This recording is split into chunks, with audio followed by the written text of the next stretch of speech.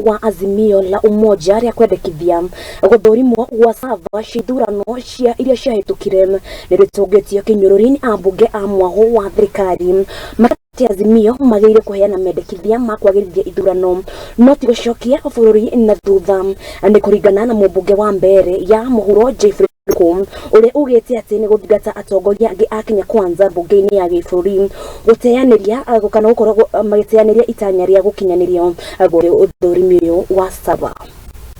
We think you as a pioneer of that part you should feel proud. Na pia tunaambia Raila Odinga pamoja na yake ya Azimio, tumeona ile fita ambayo wameanza pale Bomas of Kenya ya kwamba mambo ya election irisha. It is gone.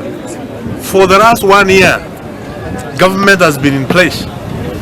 The issue of audit of servers, that is gone.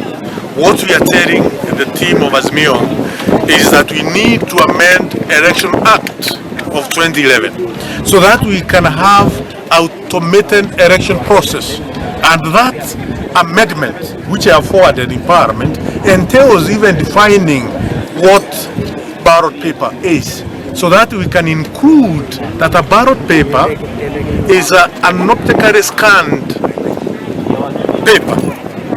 Ili ukipiga kura yako unaweka kwa machine, it is counted there and then, and by the end of the course of the election day we are able to count, we are able to know automatically how many people have voted, who has gotten the highest number of votes in each and every position from the president to MCA.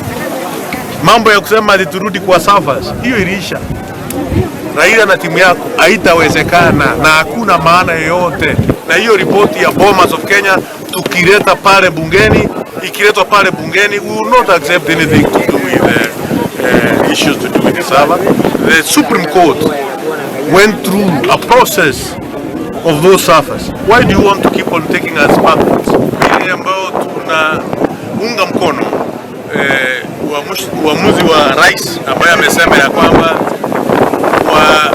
watu ambao wanafanya kazi katika serikali, mambo ya kutoka nje kwenda kufanya benchmarking na mikutano ingine ya kifahari ambayo inatumia pesa ya wananchi, hiyo hatutaki.